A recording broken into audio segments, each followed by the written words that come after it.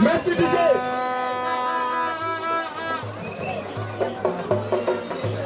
Merci DJ. Ñu continuer woon rek ci programme bi. L'histoire retiendra. Assalamu alaikum wa Mbos Ngoñ. Seen doom, seeni jarbaat, seeni set moo fi ñëw muy Ousmane Thiandoum ànd ak ñoom Ousseynou Faye ñoom Seynabou Thiandoum ñu fas yéene waxtaane politique te ñu nekk ci biir campagne électorale bi ñu ngi nuyu Oustaz Mohamed Seck ñu koy jégalu bu baax ci musique bi waaye yaakaar naa dinañu comprendre ndaxte jamono moo laaj loolu ñuy nuyu magu koñ bi waa Kaxan Boomar ak waa Kaxan Tok ñu leen di présenter suñu candidat à l'élection du 23 janvier 2022 muy le maire Pape Seybatou Sène dëkk Kignanbour muy seen doom ndax yéen xam ngeen diggante Thiafoura ak Kignanbour diggante bu yàgg la te yaakaar naa ne li mu indi ci programme booloon ko fale le 23 janvier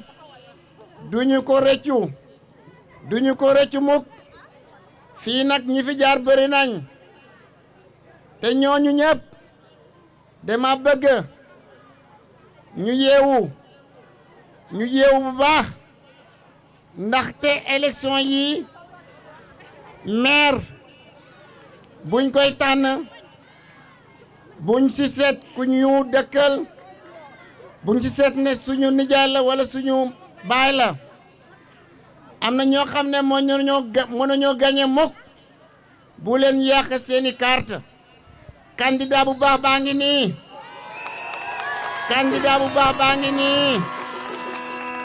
kon damay gàttal kàddu yi ma bàyyi Ousmane Diop mu waxtaan ak yéen tuuti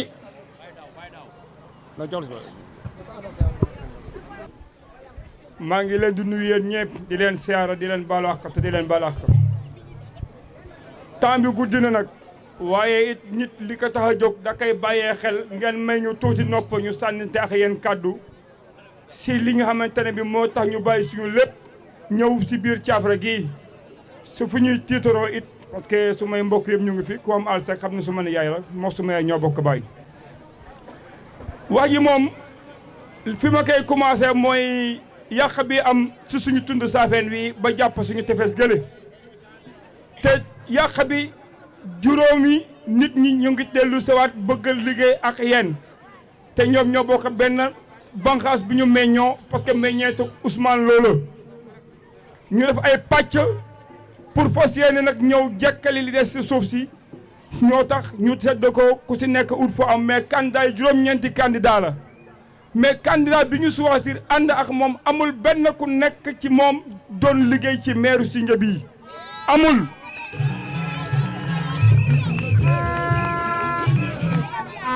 muy candidat boo xamante ne bii yëre bi mu sol ni mu weexee léppam noonu la weexee parce que ku nga xamante ne la kii day jël loo nga xamante ne lépp luy arrangé askan wi mu ngi koy def képp mu ngi may ay bourse fu ne année bi passé 30 bourses la maye si Petite Côte bi fii ba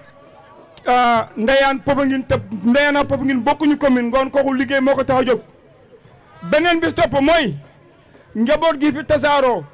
mu ngi commencé si Thierno Diagne wàcce se si Makumba si biir doomi Caafra fii mu ànd bëgg a liggéey ak yéen si yan condition ak ba résultat la ñu fi wane bi ñu fi nekkee ba léegi dara ñoom loolu doyul ne am na ko ñuy wax coor mu ngi dëkk si dëkk séeréer yële ne Ousmane Lo ma ko mayoon kër dégga ci géréw fële moom ne jamono neex na moom tin mu ñëw posé candidat ne dafa bëgg a jël pour maire Sindia bii ana kan foom fu mu dëkk ak lu ko may loolu ndax askan wi am nañu xelaat pour jox leen seen carte sànni leen ko loolu doyul de Modou Faye mu ngi si 83 ans ya nga xamante ne dafa liggéey ba retraite tubaab bi jëlaat ko kooku lan moo ko dese xaar trimestre sam non nee na doyul de parce que duñu xiif ne dañu soxla li des su suuf si pour ñëw wote ak ñun pour jël mairie bi ndax est-ce que yéen kooku di ngeen ko jox carte dégguma leen de di ngeen ko jox carte même pàcce lañu loolu doyul tul de benn pël jóge Guet Ardo fële am kër Sindia fii muy Guillaume Sow la ñu koy wax si njabootu Ousmane loolu ban tey ne day jël pour commune Sindia bii dama ne est-ce que yéen di ngeen ko jox carte ngoon nañu fexe ñun li nga xamante ne mooy suñu titre muy suñu lépp parce que man mi di wax yéen it fi may wax amul lu ma ci ragal doomi Géraw la fa laa juddoo fa la yaroo suñu meloon nañu waroon mel man ma ànd ak ñoom bokk ak ñoom liggéey mais jëfewuñu ko waxewuñu ko defewuñu ko Saybatu doomi séeréer la comme yéen Makumba doomi séeréer la comme yéen mais dañu fi jaar zéro résultat am du ñu ko fi ngoon ki nga xamante ne bëgg na pour ñëw pour jàppale nit ñi ci lépp anam bu ne nag boo xamante ne doomu aadama mu ngi si am def kantanam di ko si def ngoon nañu fexe pour jokkal li mu moom militoo na ko am na capacité jox leen ko li mu moom te yàlla tax asalaamaaleykum wa rahmatullah. asalaamaaleykum waa Caafra ngeen baal ma rek moo wax ko Caafra séeréer yu wër peng ñu déglu quoi parce que message lay jàllale ñun duñu politicien ñun ñëpp duñu politicien lu ko dalee Saybatu ba man mi ñàkk solo mii ñun ay acteur de développement lañu ku nekk li nga am nga jëm koo séddale ak sa morom nga faj li ngay faj li ngeen bëgg a expliquer mooy Thierno Diagne ci boppam ci code électoral u Sénégal mooy maire yu mel ni Thierno Diagne 300000 mooy seen salaire pour mu leer 300000 boo amee ñeenti jabar yi nga yemale leen dépense boobu 2500 la pour chaque jabar chaque jour kon nag ñuy dépensé lu ëpp loolu kon xam nañ ne Thierno Diagne lépp lu mu yor lu ci leewul moo ci ëpp doole lu ci leewul loolu fan la jóge seen tool yi maam yi la seen toolu papa yi conseil yi ci boppam amul salaire lu ñu toroxal ñun ñii séeréer Saafeen du Thierno Diagne en personne mais conseil yu ko wër te di Saafeen ñu war ko wane bàyyil te duñ ko ne bàyyil bu jëlee ay millions dugal ci ay poosam mu jël ay 500000 dugal ci seen poos ñoom tamit bu takkee ñeenti jabar ñu jéem a takka ñeenti jabar seen kër yi ñu karole ko biir ak biti karole seen kër biir ak biti di lekk riba di leen may riba yéen ngir suba ngeen votelat leen ñu dem Caafra nag c'est le moment ou jamais bu ngeen buggee taagoo ak faute bu ngeen di faute ngeen di traversé der bi muy metti bu ngeen buggee taagoo ak guana bi ngeen di jamante sax lu mu tëdd fajar ngeen dem c'est le moment amul ne Makumba la amul ne Mbay la gis nga Makumba ak Mbay ay saaga lañu ci ñun ay saaga lañu ci ñun bu fekkoon ne Saybatu ñëwul ñu ñàkkee Mbay sax pexe mais Saybatu mënul taxaw fi ak toutes les compétences yoo xam ne ku ko amul woon wuti ko Mbay taxaw fee mu naan moom candidat la te seen waa dëkk di jooy mini forage du tax lu xaalis boobu muy jël di pasar pasare du ko jël du ko def ci mini forage bi yooyu yabel la yeeg Jafra nag amul ne kii sama yaay la amul kii sama papa la amul kii sama mag la bàyyi leen affaire u deret ngeen teg ko fole ñu seet compétence te compétence bu dee moom la ñuy seet ci commune Sindia wallahi Saybatu la amul keneen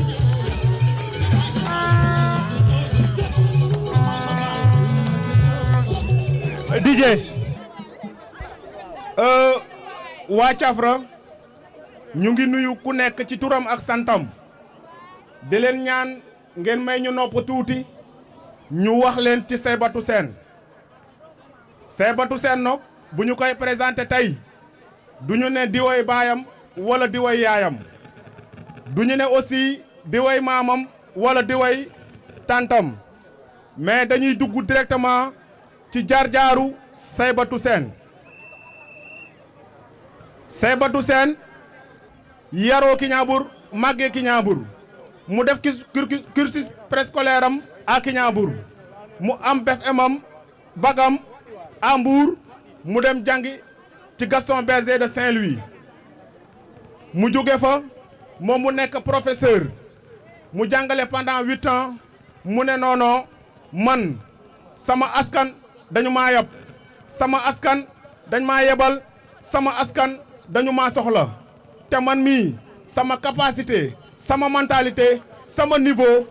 du pour jàngale kese moo tax mu ne man je vais faire damay jéem a tenter def concours mu def concours mu jël major ci Sénégal dama ne kii du como te xam naa ne ñu ànd ak moom duñu como Saybatu Sène moom moo def concours mu nekk premier au niveau du Sénégal ñaari nit kese la ñu jël ci concours boobu noonu mu def formation en ingénieur à l'ENEA mu génn comme ingénieur en planification économique appliquée Saybatu Sène l'homme du terroir Saybatu Sène moom moo ñëw mu dugg ministère de l'éducation mu toj ko mu dugg ministère des finances mu toj ko damay faral di wax ne Saybatu Sène xam nga gars yi lañ lañ ko tuddee quel est ton secret mais monsieur quel est ton secret xam nga lan moo waral loolu ñëpp xam nañ ne pasteur de marché nekkul lu yomb liggéey la boo xam ne bu am dayo la liggéey la boo xam ne bu bëri ay galgal la mais liggéey boo ko jox ak moromam balaa muy def une semaine moom mu def ko nu mu waree moom moo tax gars yi naan ko monsieur quel est ton secret Saybatu Sène mii moom taxaw tey rek ci coobare boppam pour mu laaj mairie bi dafa xam ne am na capacité am na pas-pas mentalité am yegg na fu sori moom moo tax mu ne damay dëggal sama bopp ndax ki ñuy dénk budget 27 milliards ñu lay auditer chaque 3 mois ñu nga ciy génne du moromu gars yi dama ne damay faral di ko wax ku ñuy dénk bëri ko ngay daw ak moom di dem ak moom fu ne buñ la dénkee kaasu ataaya da ngay naaw ak moom te man jàpp naa ne suñu mairie bii nii kaasu ataaya la ci Saybatu ndax budget 27 milliards ak budget 1 milliard bokkuñu dama ne gars yi kii du como voilà le lion voilà le Messi tant attendu voilà l'homme de la situation l'homme de la délivrance ma ne l'heure a sonné pour nous le peuple Safi l'heure a sonné pour nous le peuple de Cafra Soroxasab Kignanbour Guéréo ñëpp l'heure a sonné dama ne tey jii nii l'histoire va marquer l'histoire retiendra dama ne tey képp koo xam ne gëm nga pas-pas gëm nga vision Saybatu Sène mi gëm nga vision gëm naa ne tey boo sooboo ci mbir mi changement yi am après le 23 janvier yow di nga bokk ci histoire bi man. de la population au niveau de la commune secteur par secteur boo jëlee éducation jël santé jël jeunesse jël économie locale jël gouvernance lépp lu xamante ne askan bi yittewoon nañ ko def nañ ko dëxal nañ ko ci programme boobu looloo tax ma ne askanu Cafra caaxaan faaxee dama ne caaxaan faaxee Saybatu est là, c'est le meilleur candidat, c'est le meilleur, celui qui a le meilleur programme. boo leen dof-dofloo wala boo leen sàgganee ba keneen yéeg ci commune bi ku dul Saybatu di ngeen xam ne li ngeen daan souffrir des années di ngeen souffrir encore 5 nouvelles années te yaakaar naa ne souffrance boobu ñaanu leen ko yàlla. dañu ne wala fi jaay ne mbéjum kanam borom a koy fajal boppam ñun lañu carte yi lañu am comme arme carte yi incha allah le 23 janvier nañ ko dugal ci urne bi choisir bulletin bu xamante ne am na picc bu ngëpp bi picc boobu lu muy symboliser mooy naataange mooy xéewal parce que saa fi ci wane sel pambino hoteeri koyne ke yono toho atamde ɓoyne ke woño sokoñ rawatina wonik sokoñ miin wala sokoñ ñalko xandu fo asgara ceeda faare donc maa leen di woo ci sama programme mooy lan mooy yokkute askanu Sindia mooy développement askanu Sindia. Vive la population de Thiafra, vive le mouvement MPD, vive la commune de Sindia.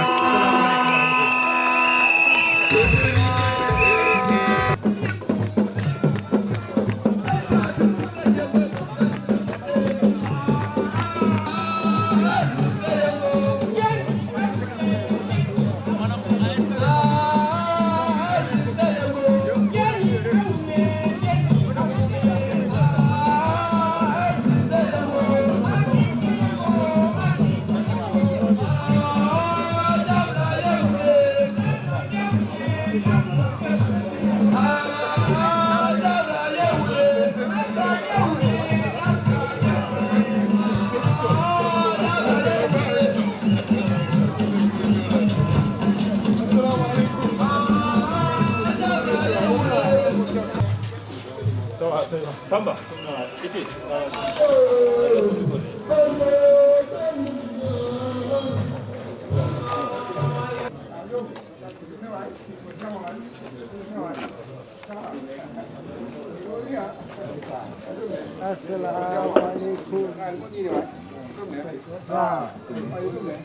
Assalamualaikum.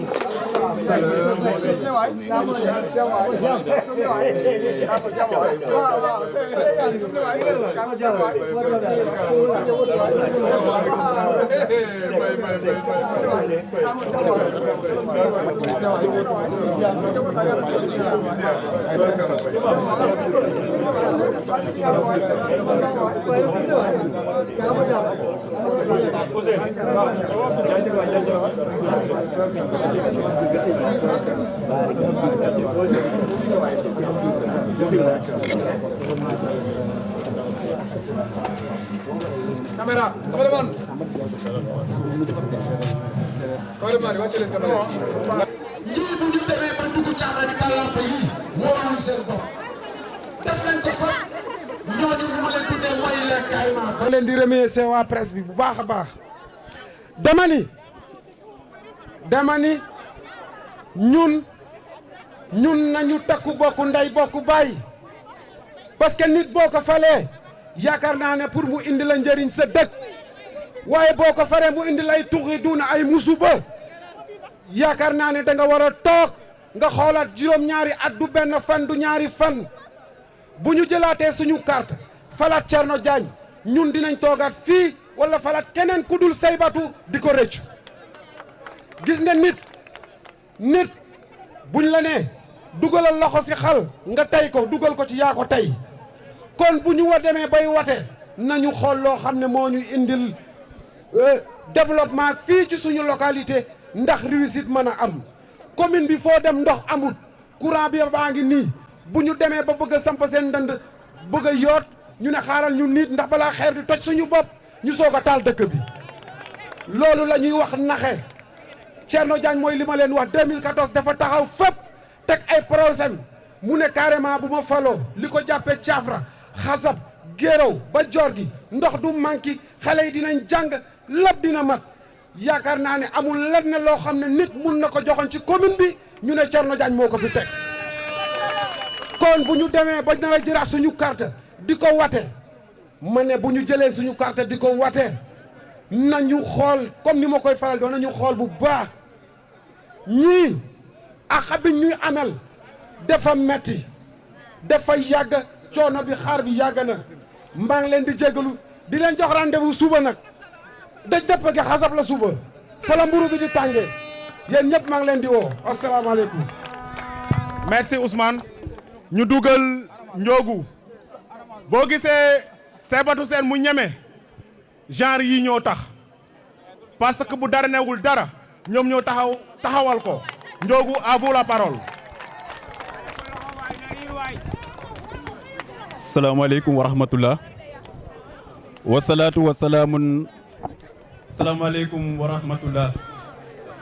wasalaatu wasalaamun ala habibillazi faaxa nabiyina fi xalhin wa fi xuloohin wa lam yudaano fi almin wala fi karamin. Que Dieu répand perdurablement sa grâce sur le joyau rédemptionnel, l'organigramme de ses secrets, notre sauveur Seydina Muhammad sallallahu alayhi wa sallam. Celui qui a dit Ana minallah wal mu'minuna minni. Je suis de Dieu et vous les croyants de moi. Ni n'était lui, cette cérémonie-là n'aurait pas existé. Kon donc c'est impossible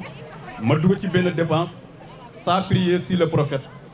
sallallahu alayhi wa sallam. Mboldi mi ziyaare dadu mi kañƴe dadu mi ɓeke dadu en masse ɗo tuuɗu kuruk ɗo ambo Pape Saybatu Sène a ɓoye neppo te ɗum marat finde a tindo e saɗa henna a politicien ha par ce que o feeñi ngan tindo yinde kersane wallahi te itam a ɓoye respecté hafɗe kon donc a mbaɗnat nde ɓoyi hay woti pour ne a tugne ay ambo e société nda c'est parce que ara ini musique ɗe inem ɗo faɗo hata hel ini tegis nga wokkane mi mayene politicien ci wo samane woti kid gi ɓoɗone kid yoworaki kum kiɗi ngal ɗofki ɗufna haye pour ne ɗufɗa gisa ɓoɗone am nattuɗo lampa ɗu niti ɗu day ɗuf ceren ɗuf rappa ɗo fayda ɗuf ɗangtara pay sowna ɗu tumba ince poƴ ɓa rappaɗa ɓa ref ƴon auton mo ɓa cotna suba defe ɗuna ɗu leyo kon donc inem ɗu fara min yu hafti ɗuf nga ɗu faɗo incem hel bayda wa dag moom Pape Saybatu moom ɗo wi koñingo mi kimele ɗum ɗo tuuɗu amboɗe te kota tegraki jortu were natne ko amboɗe nakɗa inchallah en katterin ko indi fangan koɓe nifne warake ini warake ini ma jatega mi remercie ɗi bayda assalamu aleykum wa rahmatullah.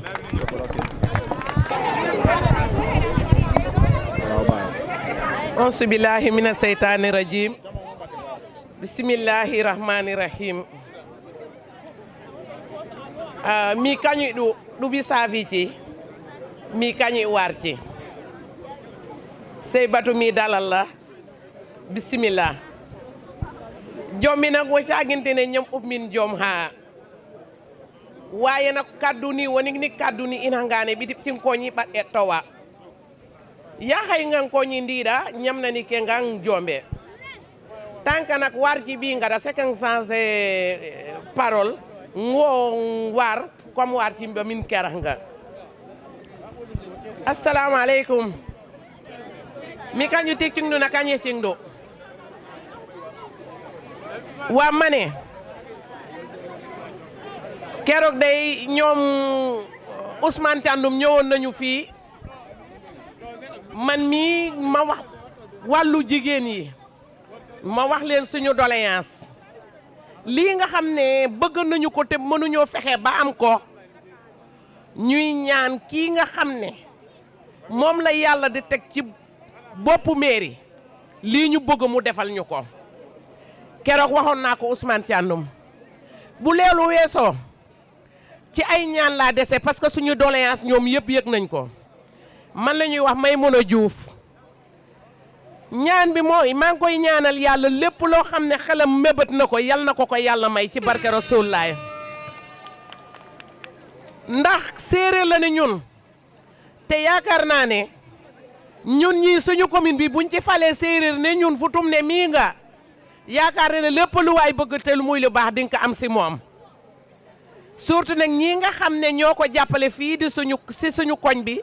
muy sama séeri Ndiogou dafa takk jabar nag joxaguma takkukaayu dënn moom laa koy toppee ay Ousmane Thiandoum ñu ngi leen di ñaanal ñoom yal na leen yàlla jàppale lii ñu bëgg si Saybatu Sène yal na leen ko yàlla may ci barke Rasulullaay sallallahu alayhi wa sallam si ay ñaan rek laa mën a kii parce que suñu doléance yi waxoon naa ko te Pape yëg na ko du wàllu groupement du wàllu financement te ñun sonn nañu Pape Thiandoum mu ngi nii léegi la ma fekk sama néeg ma jàpp bay waajo julli Guana laa jógee te 4 heures du matin laa génne sama kër ba léegi laa fiy dóor dugg te xam nga loolu metti na te ñun amuñu ci pexe ndax waroon nañoo am liggéey boo xam ne fii ñun ñuy jigéen ñi mën nañ cee jàppandiku di ci liggéey te Guana du ci gis du ñu gis bu ñu xëyee dem di liggéeyi ndekki suñu kër ba pare dem mais kuy jóge sa kër 4 heures bàyyi sa njaboot tëdd jogaguñu balaa ngay ñëw nga fekk sa njaboot nelaw xam nga ne loolu moom neexuñu dañ kaa ñàkke pexe rek ñii di jóg 5 heures du matin di dem fóoti ji soman loolu tamit dañ koo ñàkke pexe kon nag ñu ngi leen di ñaanal ñu ngi ñaanal président Saybatu Sène lépp lu muy mébét ci commune bi yal na ko yàlla defal ci barke Rasulullahi sallallahu alayhi wa sallam ba ñun suñu lépp lu ñu metti mu fajal ñu ko ci barke Rasulullahi sallallahu alayhi wa sallam jërë ngeen jëf wax ji sa gudd. Assalamualaikum ɗumo nini no yare jam kala ma cinkera wona ɗunga ma kanje ɗuɓi mbokku cafra ɗuɓi tewndi ɗuɓi bitib ma we bitibci sumay wax fi am na ay olof am na ay séeréer bu kenn xool ci Saybatu nañu xool ci intérêt bi Saybatu bëgg a yóbbu dëkk bi ëllëg xool ci seen intérêt yi doom surtout yéen jigéen ñi Saybatu ñëwul pour puukare Saybatu ñëwul pour kër gu rafet Saybatu ñëwul pour oto dafa ñëw pour secours leen sauvetage la indi pour yéen parce que déjà ñu ngi leen di bëgg a doggali bu leen nangu ku leen di jekkali li ma leen di wax campagne warul woon mën a am lii tëggu ndënd ak semeñ la waroon doon nee benn naqari benn candidat Saafeen moo taxaw kan la Saybatu Sène ni waroon naa fekk ñun ñëpp ñu mobilisé wu nekk benn bokk ndey ak baay jàppale Saybatu bu leen xool intérêt personnel bu leen xool saaku ceeb bu leen xool 10 000 francs bu leen xool ñu may leen ay tini ëllëg si biir yéen ay toogaat di jooy jaay nañu seen suuf si ba mu jeex amu leen ndox jaay nañu tool yi usine yaa ngi fi mënu leen see liggéey seen doom yi mënuñu cee liggéey déjà loolu rek naxar la léegi ngeen gis koo xam ne da leen tàllal loxo pour ngeen liggéey ak moom ngeen gis ci seen bopp seen doom yi gis ci seen bopp ngeen lànk kon bu ëllëgee lépp lu leen mën a dal na ngeen xam ne yéen a ko teg seen bopp ma waxaat ko ñun jigéen ñi dama bëgg ku ci nekk xippi bëtam xool tey am na ñoo xam ne bu ñu taxawee di wax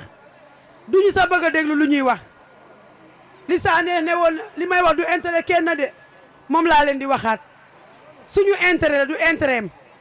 Saybatu amoon na tey jii dem tëdd jënd këram bu rafet almadi tëdd fa kilim yi tiim ko mais Saafeen la te Saafeen day sot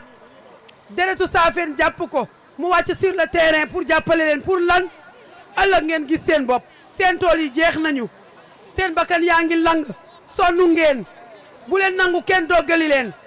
bañ leen ba tëdd ci suuf yéen jigéen ñi góor ñi jeunesse bi jàppalante leen ngeen jàppale Saybatu Sène ànd liggéey commune Sindia liggéey suñu dëkk bi ba ñu mel ni nit ñi déjà pooru Ndayane baa ngi nii di ñëw ak yeneen yoo xam ne tey jii ku ci sa doom def formation mën nga ci gis sa bopp sa doom bu góor bu demee liggéey du jox Saybatu yow lay jox ak waajuram bu góor kon nañ góorgóorlu ci Saybatu ñëpp a ngi takk seen daal di daw dem ci Saybatu bu ñu dof loo waajoo ji pare nañu zone Lebu pare nañu ñun zone Saafeen ñoo des bu ñu dof loo ba ñeneen fa Saybatu bu ñu dajee ak Saybatu dañuy rus bañ leen loolu bu leen kenn naxati 10 000 francs da nga koy lekk boo ko yóbboo marché du ma sa dugg bu baax saaku ceeb doo ko lekk weer ak sa njaboot mu jeex nga souffrir à 5 ans nga toog di ko souffrir am na lu ko gën xippi leen seen ba di ngeen xoolaat bu baax gis ngeen Guana bi ñun mënuñu ne dinañ leen jële ci Guana bi parce que nit booy wax da ngay wax li nga mën waaye mën nañ leen utal solution Pape Seybatou tey bu yeggoon mu leen utal jigéen ñi projet boo xam ne ci ngeen di liggéey ci seen biir dëkk ku yeewu gis say doom yeewu 4 heures du matin wàcc say doom ci kaw lal xamoo ndax ndekki nañu nga dem uti loo leen di teralee metti na ku nekk na nga yërëm sa bopp dafa metti trop metti na si jigéen ñi kon nag xippi leen seen bët ngeen xool ki fi ne kii liggéey te yàlla tax kii def te yàlla tax ngeen ànd ak moom dem liggéeyi bokk ndey ak baay jàppalante xam ne suñu bopp la ñuy jàppale wu ñu Seybatou jërë ngeen jëf. salaamaaleykum.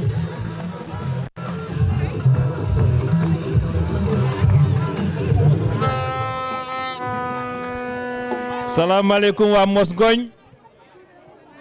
maa leen di nuyu di leen jaajëfal di leen ziyaar di rafetlu taxawaay gi balaa may xuus may leen ma remercier grand yi ma àndal mooy ñoom El Hadj ñoom Al Thiaw sama turando bu baax bi Seybatou ñoom Bab Om ñoom Thian ñoom Ousmane ñoom Paté ñoom Ousmane Thiandoum ñoom Ousseynou Thiafra Ousseynou Guéréw maa ngi nuyu bu baax a baax la délégation de Guéréw di nuyu jigéenu Kiñaabuur ci seen engagement di nuyu jigéenu Thiafra di nuyu jigéenu Soro Xasab di nuyu jigéenu commune bi damay fal di naan yéen jigéen yi yéen a ko yor yéen jigéen yi yéen a ko yor yéen la àndal de vive les femmes de la commune man dama ne les prochaines élections enjeu bu rëy a rëy la élection municipale du élection bu ndaw maa ngi nuyu également sama grand sama xarit sama lépp Ousmane Seck Thiour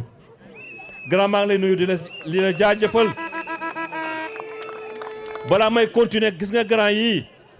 su ma jógee ñu dar ma ànd ak man fit bu may àndal kenn xamul lu mu toll fitu gaynde laa yor ku ma tegal Tyson naaka daan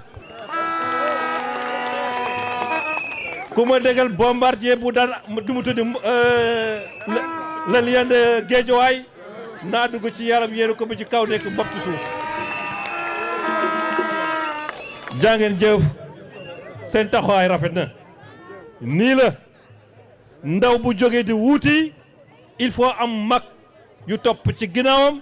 dikk tete nekk yoon bi nii la jaaral nii moytul xaaxaam yi moytul ban bi moytul luy lonkaate xuus ba yegg te ñun daañu xuusaat ba yegg commune bi dama ne le 23 janvier 2022 c'est une date historique nañu góorgóorlu waa Xasab waa Sorokh waa Guéréw tous les 19 villages de la commune ngeen def un vote utile mooy lan voter le candidat MPD liggéey Sindia Seybatou Sène Thiafra dem kanam commune bi dem kanam Sénégal avancé salaamaaleykum wa rahmatullah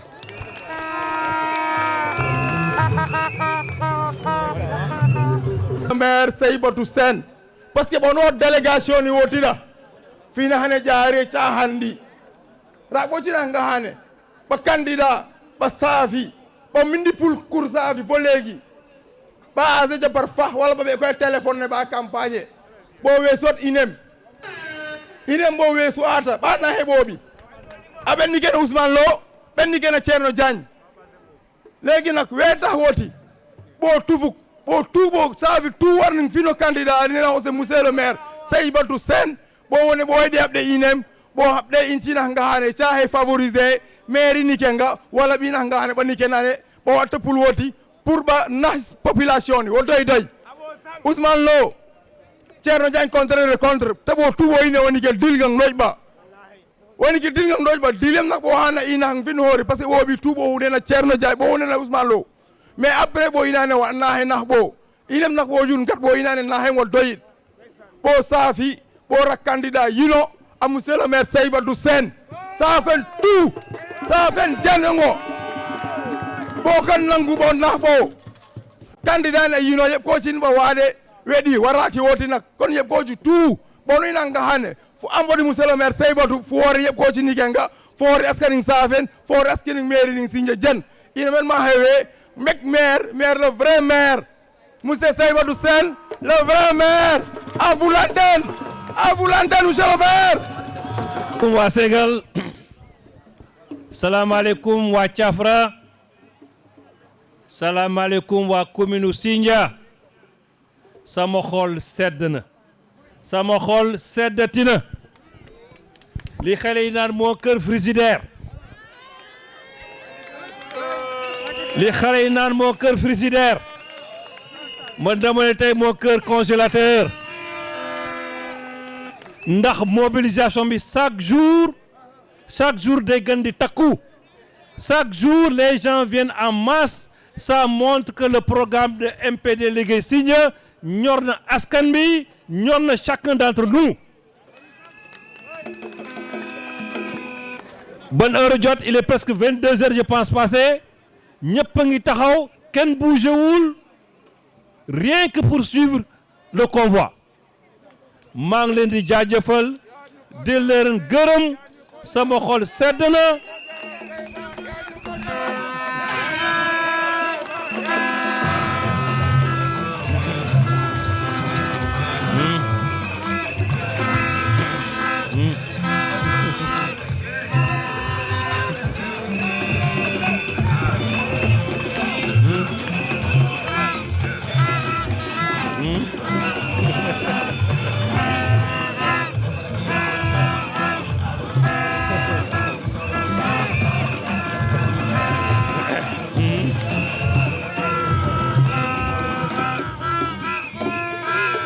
dama ne bu fu yemoon sax mu neex mobilisation bi am na solo te incha allah bu soobee yàlla suñu borom dina gën a yokk ñu xuus ba mairie ku fa nekk ñu nekk kaay génnal ci biti 16 bi Saybatu moo ko moom.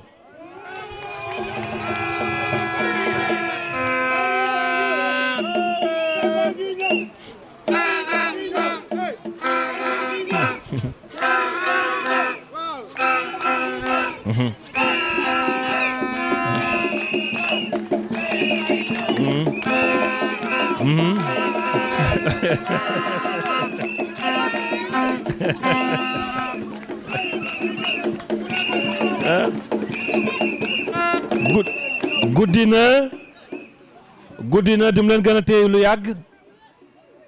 di feddali sama colère man ak yéen. Nous avons signé un pacte que je ne romprai jamais te dama ne gars yi la commune de Sindia nekkin benn étape kese la on va franchir d'autres étapes parce que dañu ne ku yegg dañ la gunge te yéen gunge ngeen ma duñu yem ci commune bi daañu xuus di xuus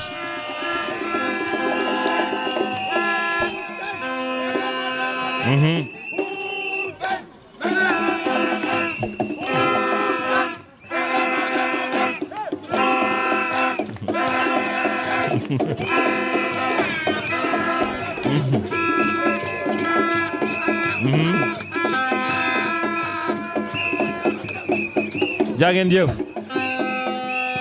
maa ngi ñaanal képp ku ci nekk mu delloo këram ci jàmm ak teraanga ñu yeewu suba teel fajar préparer l'étape de demain.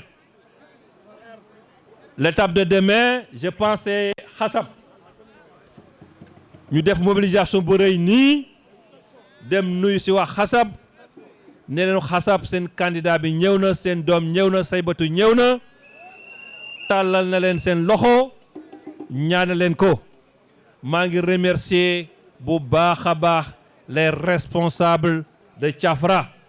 tàccu leen bu baax a baax les responsables de Thiafra Thiafra am na ay candidats mais daa mel ne la candidature de Saïbatou c'est la seule candidature. Donc j'invite les autres candidats à venir se joindre à nous pour travailler au sein de la commune.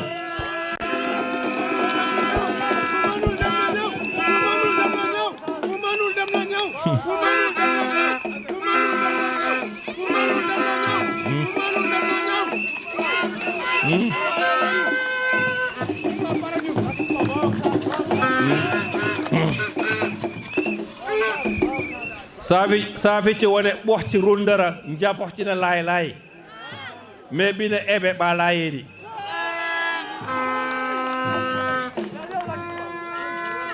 njabox ci na laay laay mais bi na ebe ba laayedi te bi Saïbatou ba fas yéene baax bi na ebe pop bi ñu war ci mariif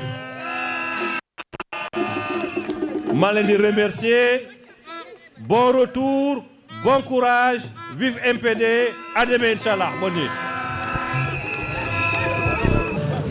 mbokki téléspectateurs yi ñu ngi leen di remercier bu baax a baax. fii ci Thiafra def fi benn tournée bu am solo vraiment Saïbatou ci li mu wax kontaan na bu baax a baax ci population Thiafra bi ñaax na leen ñu voté utile maanaam ñu voteel ko loolu mooy njëriñu askan bi léegi nag dañu wax